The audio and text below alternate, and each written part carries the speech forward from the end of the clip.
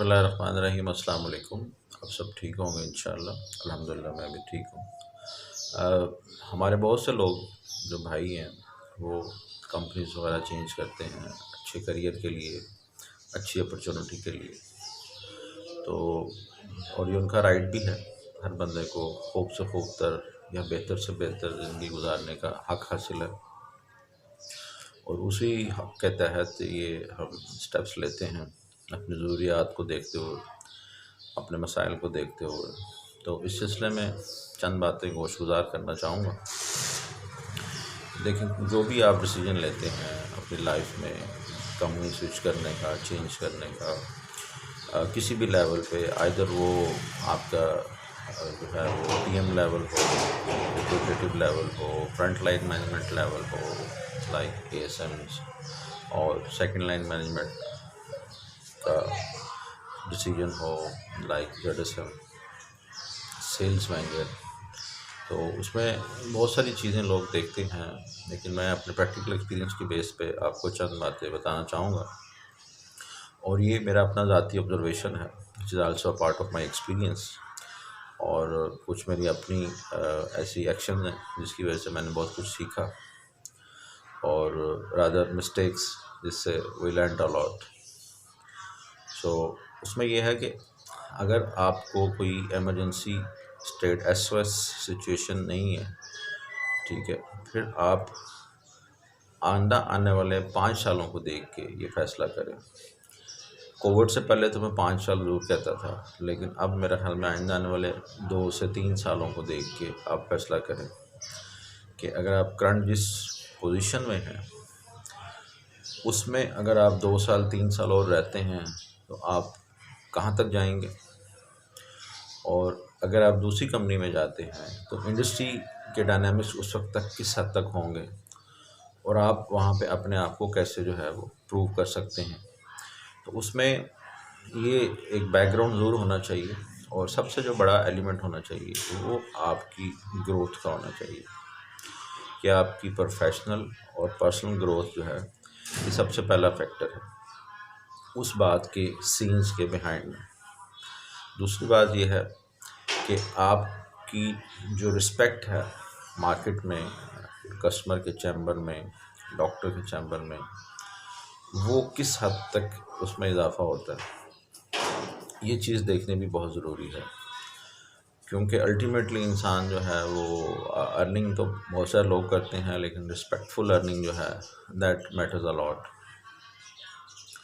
और थर्डली जो पैरामीटर आपको देखना चाहिए वो ये देखना चाहिए कि आप जाके वहाँ पे अपना वैल्यू एडिशन जो है वो किस हद तक कर सकते हैं।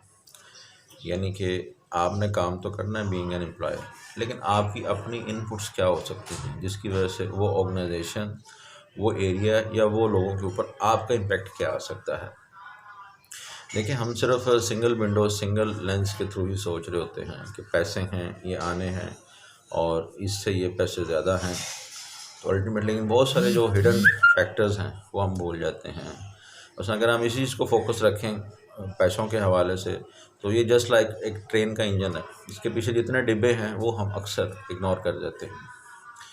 तो लास्ट जो चौथा फैक्टर है वो अल्टीमेटली आपके मॉनेटरी बेनिफिट्स होते हैं, और आजकल के दौर में तो हर चीज़ से अटमोस्ट इसी की ही वैल्यू है, आपके मॉनेटरी बेनिफिट्स की। तो इसको भी ज़रूर देखें कि करंट सिचुएशन में जब आप स्विच करते हैं तो आपको क्या एडवांटेज हो सकता है, आपकी कॉस्ट ऑफ लिविंग में कितना इजाफा हो सकता है, उसकी क्वालिटी कैसे बेहतर हो सकती है, और आइंदा आने वाले 3 से 5 सालों में आप अपने आप को कहाँ पे बेहतर प्लेस कर सकते हैं। तो ये जो है वो कुछ तरीके हैं या कुछ पैरामीटर्स कह लें या कुछ एस्पेक्ट्स कह लें जिनको आपको मद्देनज़र रखना चाहिए कंपनी चेंज करने से पहले। और इसमें एक सीक्रेट की आपको एंड पे बताना चाहूँगा कि कहीं पे भी अगर आप चेंज करना चाहते हैं, देखिए हम सब जो हैं वो हमारी क्वालिटीज़ तो हैं ही हैं, लेकिन हमारा जो कस्टमर अकाउंट बैंक है वो बड़ा मैटर करता है। आजकल के जो फार्मास्यूटिकल के डायनामिक्स हैं उसमें वही चीज़ की सबसे ज़्यादा वैल्यू है कि आपकी पॉकेट में की कस्टमर कितने हैं या आपका की कस्टमर अकाउंट बैंक कितना बड़ा है। तो उसमें सीक्रेट ये है कि बिफोर स्विचिंग द कंपनी और कंपनी को चेंज करने से पहले अगर आप अपने की कस्टमर्स के साथ मशवरा कर लें और उनको एतमाद में ले लें, तो मेरे ख़्याल में इससे ये है कि एक तो आपकी जो प्रोफेशनल लाइफ है वो काफ़ी साउंड हो जाएगी और आपका जो कस्टमर अकाउंट बैंक है वो काफ़ी इंटैक्ट हो जाएगा। तो ये एक सीक्रेट है। इससे ये है कि आप अगर उस जगह जाते भी हैं तो सारे नहीं, लेकिन 50% टू 25% लोग जो है वो आपको वहाँ भी उतना ही अकोमोडेट करेंगे जितना कि आपको करंट स्टेटस में कर रहे हैं। और इन सब चीज़ों के साथ साथ हमें ये नहीं भूलना चाहिए कि आपके पास जो है वो बैकअप प्लान जो है वो लाजमी होना चाहिए कि वहाँ पे आप जा रहे हैं तो आपका एक्शन प्लान क्या होगा। तो ये कुछ बिखरी चीज़ें थी जिनको मैंने समेटने की कोशिश की है। आई एम श्योर कि इससे ज़रूर किसी न किसी की हेल्प हो जाएगी। और आपकी पेशेंस लिसनिंग का बहुत शुक्रिया। अस्सलाम वालेकुम।